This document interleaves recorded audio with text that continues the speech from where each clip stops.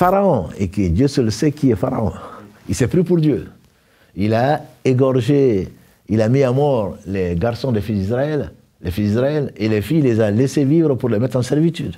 Et Allah dit à Moussa et à son frère, deux prophètes, de leur dire qawlan layyina, une parole douce. Peut-être qu'il va se rappeler, ou alors qu'il va craindre. Ça, c'est Pharaon. Et nous, à nos propres frères, à ton épouse, à tes enfants, on les maudit. On les maudit. C'est un langage, et la langue, comme l'a dit le prophète sallam, la religion ne sera droite que si le cœur est droit.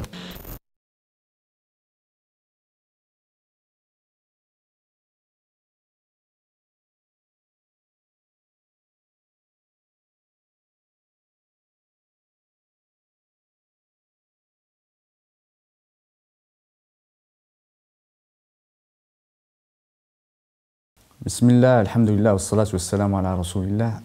Aujourd'hui, nous allons clôturer cette série d'épisodes. Voilà, c'est le dernier épisode aujourd'hui. Dans cette série, était consacré à l'éducation de façon générale. Et l'objectif de pas seulement discuter, parler avec les parents, mais parler avec les éducateurs, parler aux enfants aussi. Parce que c'est un objectif commun, on va dire, de tout le monde, de s'éduquer mutuellement et être les meilleurs membres d'une société, les meilleurs ambassadeurs de notre belle religion. Et on a décidé, en tout cas, discuter de laisser ce sujet-là vraiment à la fin. De mettre au centre de nos préoccupations, au centre de notre démarche, la miséricorde qu'on a envers les autres, l'amour qu'on a envers notre famille, les plus proches, et envers la société. Cette notion d'amour, de pouvoir l'exprimer, de la dire, de pouvoir l'appliquer, il faut qu'on la fasse vivre dans notre foyer familial, qu'on aime, qu'on montre à l'enfant qu'on l'aime. Ce côté sentimental qui est important pour l'équilibre de l'enfant. Un enfant qui n'est pas aimé, c'est un enfant malheureusement qui va poser des problèmes. Parce que quand on regarde les enfants, la plupart on trouve qui ont posé des difficultés, les enfants qui sont en difficulté, c'est parce qu'ils ont manqué d'amour. Ou qui ont subi des violences, des brimades, des choses comme ça. C'est important qu'on se dise, il faut exprimer cet amour et aimer nos enfants. Parce qu'Allah subhanahu wa ta'ala nous les a confiés. Et on voit le prophète, Allah subhanahu wa ta'ala nous a confié, et le prophète nous a exprimé, il nous a montré comment aimer les enfants par des gestes, parce qu'il embrassait. Des injonctions d'embrasser les enfants. Il passait sa main, il taquinait les enfants, il jouait avec eux. Avec le prophète, c'est une preuve de miséricorde et d'amour que nous a enseigné notre prophète bien-aimé. On va que Cheikh, si tu peux nous parler de ces sujets. Bismillah, alhamdulillah, wa salatu wa salam ala rasulillah. Barakallahu fika, Mohamed, de nous avoir accompagnés pendant tous ces épisodes. C'est un sujet très vaste et effectivement, je pense que tu mets le doigt là où ça fait mal. Parce que souvent, on a vu, certains pensent que plus on est musulman, plus on doit être sévère, plus on doit être dur, etc. Alors que c'est l'inverse. L'inverse. Et Allah subhanahu wa ta'ala, dans la sourate qu'il a désignée comme la première, indispensable pour la prière et le reste, comme pour nous le rappeler, 17 fois par jour, commence Alhamdulillahi Rabbil Alamin, en disant qui il est. Toutes les louanges lui appartiennent, il est le Seigneur des mondes, de tous les mondes. Et comme le disait un cheikh irakien il y a 20 ans, quand il est passé ici, il a dit, après ça, qu'est-ce qu'on attend? Le Seigneur des mondes. On attend Maliki Yawmiddin. C'est moi qui vais vous juger. C'est moi qui vais donner à manger. C'est moi qui vais... C'est moi qui décide. Non. Le deuxième verset, c'est Ar-Rahman Ar-Rahim. Donc on attend la sanction, on attend le jugement, mais Allah, il est miséricordieux. C'est le miséricordieux par essence, par excellence. Donc la Rahma, et Allah subhanahu wa ta'ala, comme l'a dit le prophète sallam, quand il a divisé sa miséricorde en 100 parties, il a fait descendre une seule partie, dont procède le fait qu'une jument lève le pied pour ne pas écraser son poulain. Même la jument a cette rahma. Même la jument a cette miséricorde pour ne pas écraser son poulain. Et il a gardé les 99% de cette miséricorde pour nous pardonner au jour du jugement derrière. Et nous, rarement, on pardonne. Parce que le principe, pour nous, c'est sévir, c'est juger, c'est... Voilà. Non. Donc ça, et il a dit également, لَقَدْ جَاءَكُمْ رَسُولٌ مِنْ أَنفُسِكُمْ. Il a envoyé un prophète venant de nous, jusqu'à la fin du dernier verset de la sourate 9. Allah subhanahu wa ta'ala parle bil mu'minina rahima. Non, il parle de la miséricorde qu'il a mis dans le prophète sallallahu alayhi wa sallam, et notamment dans le verset quand il dit وَمَا أَرْسَلْنَاكَ إِلَّا رَحْمَةً لِلْعَالَمِينَ. Nous ne t'avons envoyé que comme miséricorde pour les univers, pas pour les hommes, pas pour les djinns, pour les univers. Donc cette miséricorde, il faudrait que ça ait un sens. Miséricorde, ça part bien sûr d'un sentiment de douceur, d'un sentiment de bienveillance, d'un sentiment de souhaiter du bien pour les autres, d'apporter aux autres ce que Allah subhanahu wa ta'ala nous aura confié, et les enfants sont un don. Donc le prendre comme ça, une responsabilité, et il faut les aimer, il faut le leur montrer. Et d'abord, la tendance en Europe en particulier, c'est quand l'enfant vient, papa je t'aime, maman je t'aime. Bon, pour nous, on écoute, on continue à faire ce qu'on a à faire, alors que c'est de l'amour dont ils ont besoin. Ils grandissent dans l'amour, ils doivent baigner dans l'amour. Et comme tu l'as si bien dit, les jeunes à problème, généralement, c'est qu'ils ont été frustrés dans leur enfance surtout. Et on pense que l'amour se trouve dans d'autres religions, et pas dans l'islam. Alors que la base même de l'islam, c'est l'amour. Connaître Allah, c'est l'aimer.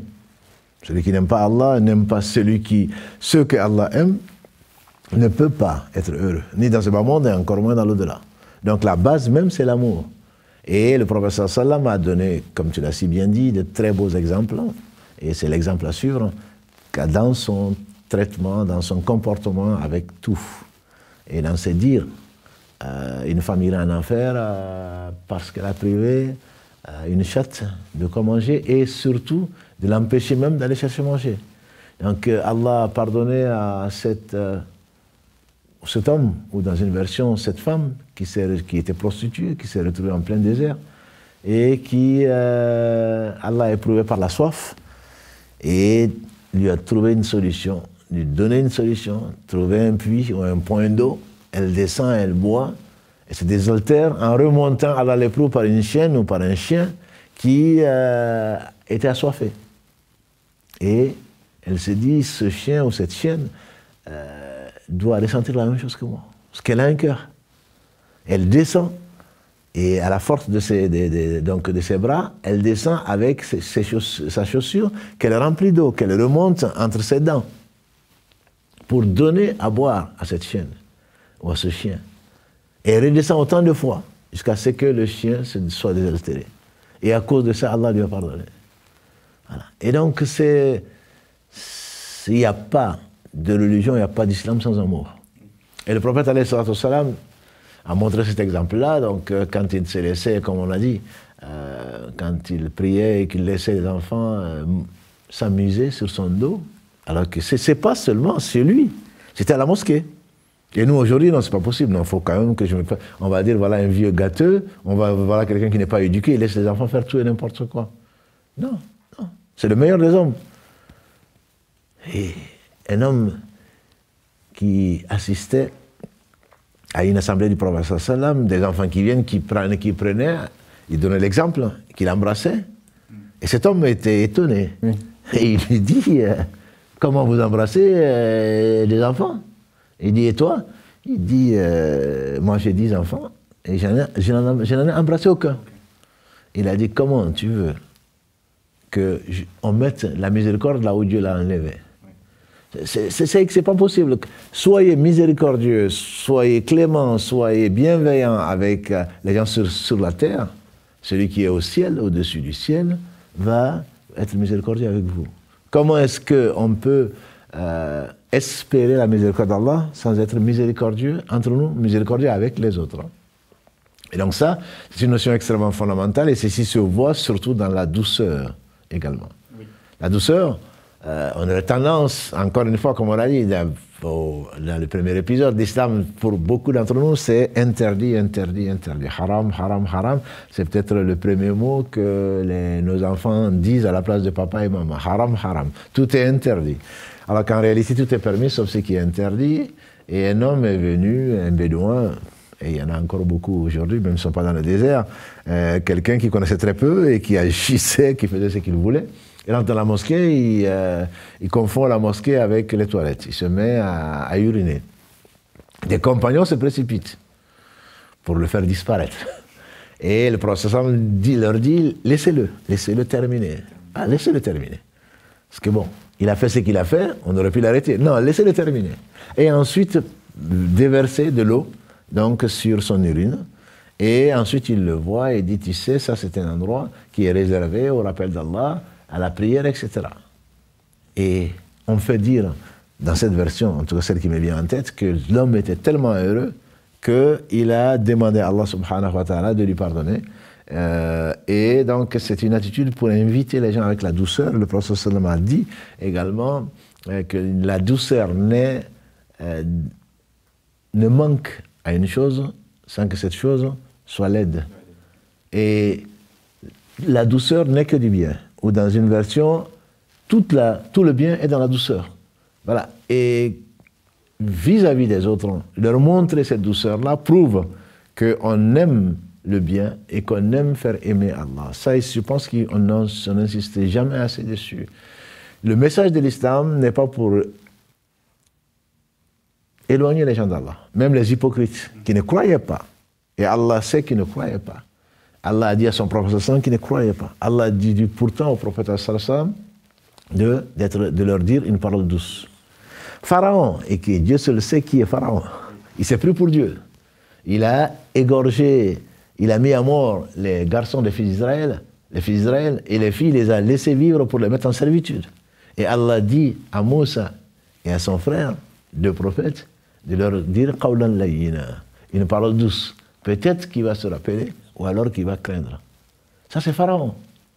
Et nous, à nos propres frères, à ton épouse, à tes enfants, on les maudit. On les maudit.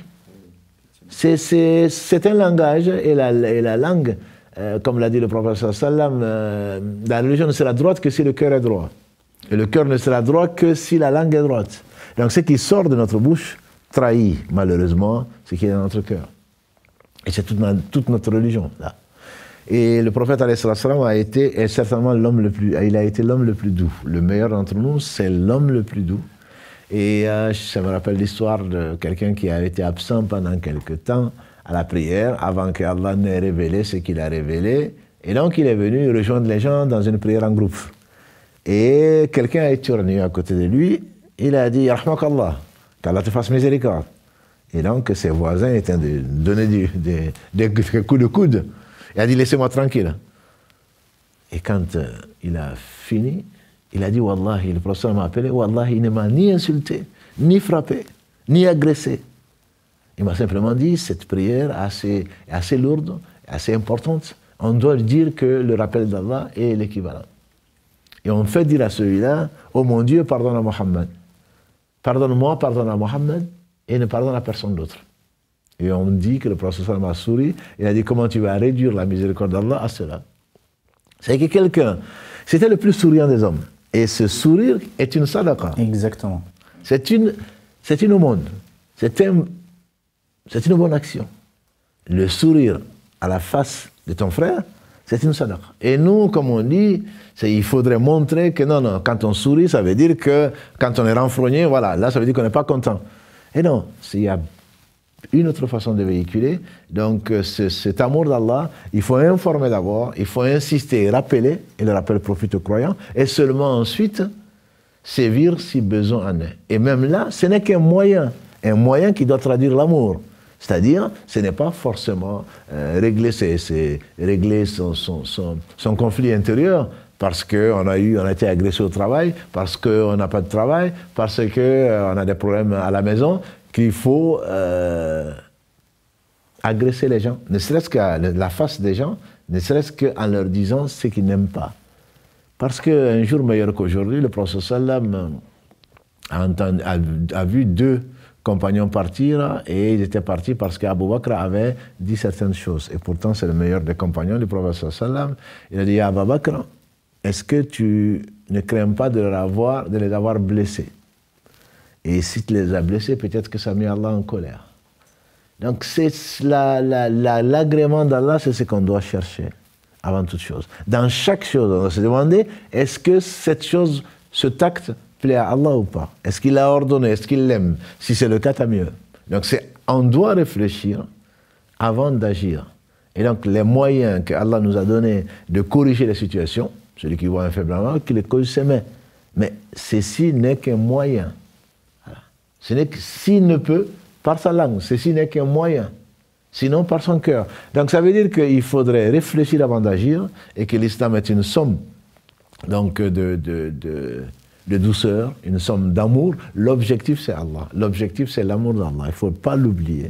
Les moyens que l'islam donne, l'islam peut donner des moyens qui peuvent être des moyens catégoriques. L'islam nous demande, Allah a acheté aux croyants leurs biens et leurs personnes en récompense du paradis. Donc l'islam peut nous demander des efforts, y compris de sacrifier sa vie. Mais c'est dans un but bien déterminé. Et ce n'est pas, la règle générale n'est pas de répondre même à l'agression par l'agression. Le prophète alayhi salatu wassalam, quand on a voulu, quand on lui a creusé les pièges, à Uhud en particulier, ses compagnons lui ont dit maudit le peuple, maudit ces gens.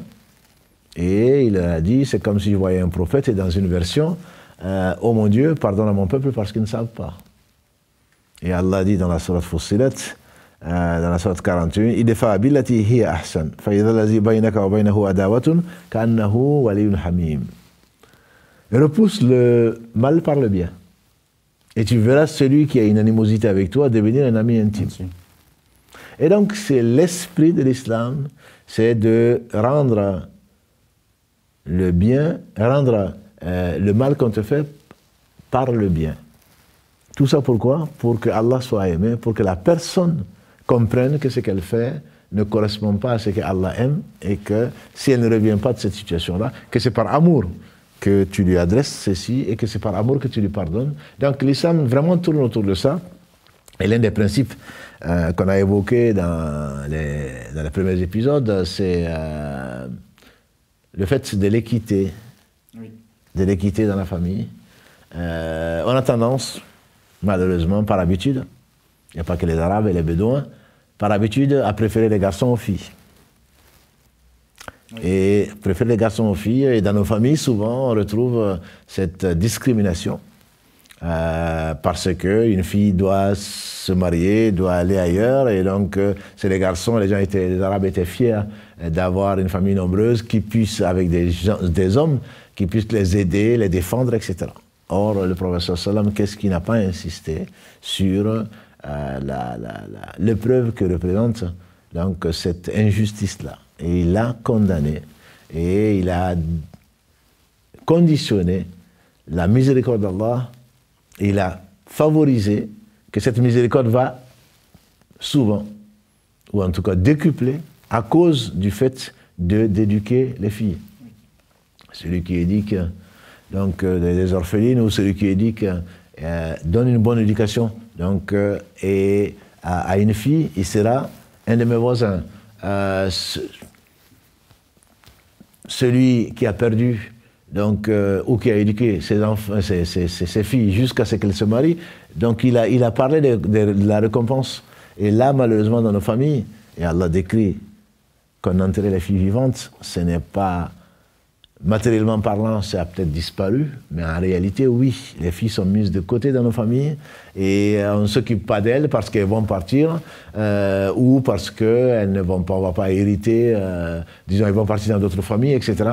Et ça, c'est quelque chose qui n'est pas normal. C'est une des raisons plutôt pourquoi les filles musulmanes, par exemple, sont souvent donc frustrées, en tout cas se sentent injustement traitées, et ça, ce n'est pas possible. C'est pas possible. Une fille n'est pas, ou une femme n'est pas un objet, c'est une personne à part entière. Quand d'autres civilisations se posaient la question si la femme avait une âme, l'islam lui avait donné beaucoup de droits. Et elles ont des droits, elles ont des devoirs, et ce n'est pas quelqu'un qui était assis et un garçon est venu devant le prophète sallam, un fils est venu, il l'a pris. Et la fille est venue, il l'a mis de côté. Il a pris sur ses genoux le garçon et la fille à côté. Le prophète sallam lui a dit, c'est une injustice. Il a fait comprendre, c'est une injustice. Donc, aimer les enfants, leur montrer, aimer le bien en général. Et la vie de couple doit être une vie apaisée. L'atmosphère, là où on doit sentir le bonheur. Quand quelqu'un vient,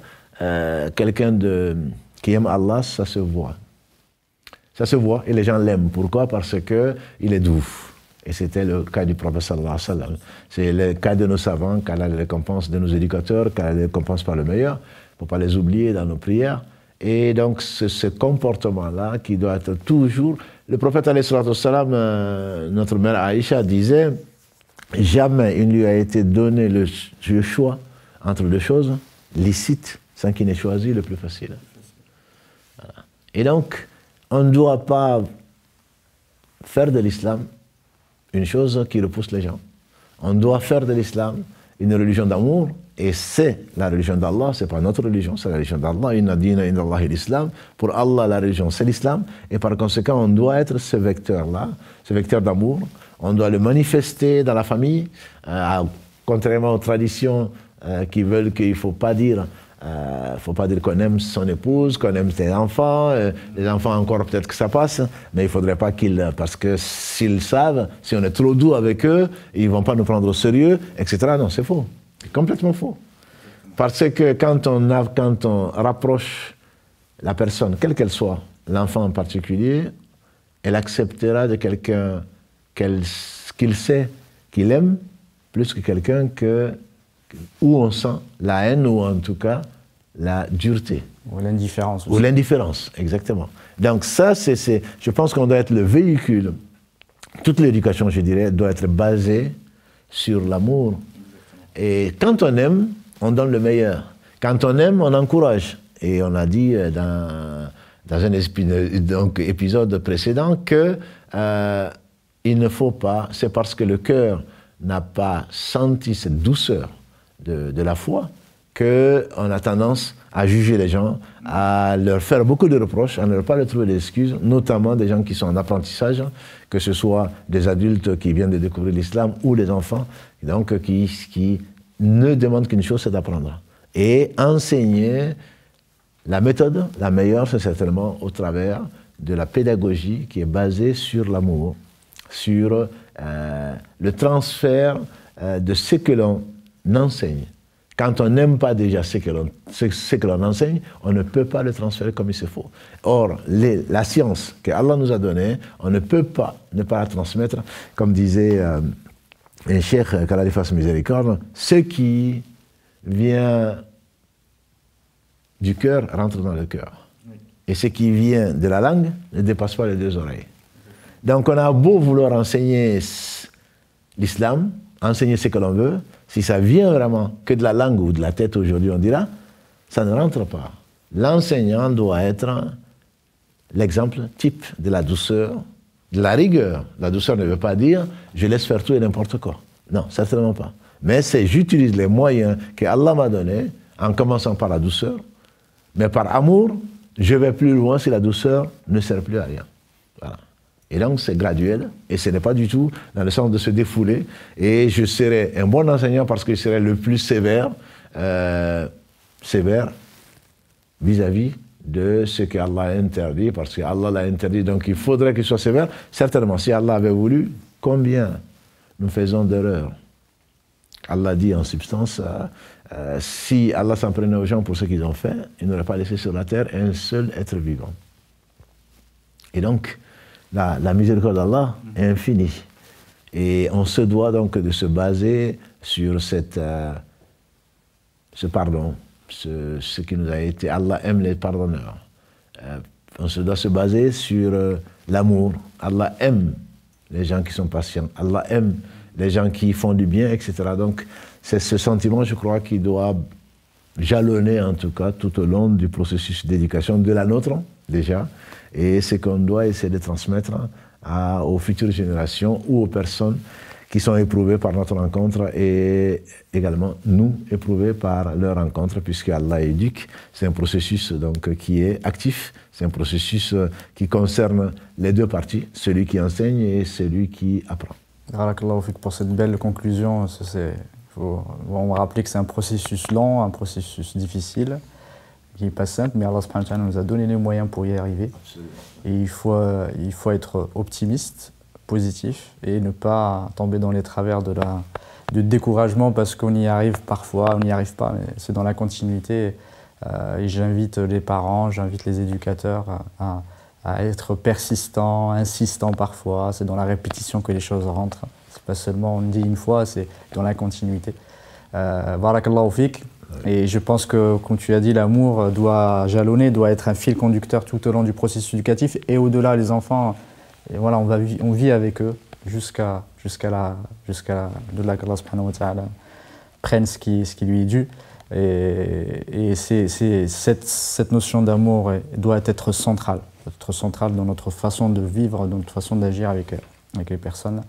Barakallahu fik, Shaykhana, pour cette série d'épisodes qui était très enrichissante, qui nous a, j'espère, nous va permettre de prendre du recul sur les choses et de nous questionner sur notre façon d'éduquer nos enfants et sur l'importance de ce sujet-là pour le bien de la famille, le bien de la société, pour notre bien nous-mêmes. Pour nous-mêmes. Barakallahu fik wa assalamu alaikum wa rahmatullahi wa barakatuh. Wa alaikum assalam wa rahmatullahi wa barakatuh.